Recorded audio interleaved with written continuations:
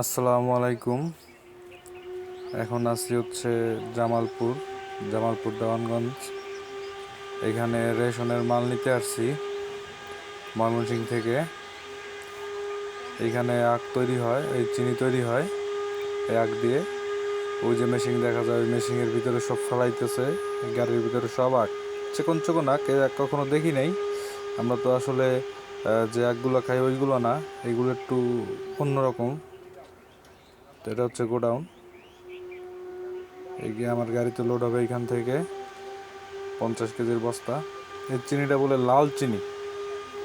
আমরা তো আসলে সাদা চিনি খাই, কিন্তু এটা হচ্ছে লাল। এখান থেকে লোড হবে, লেবার আসতেছে, লোড করে নিয়ে ময়মনসিংহ চলে যাব।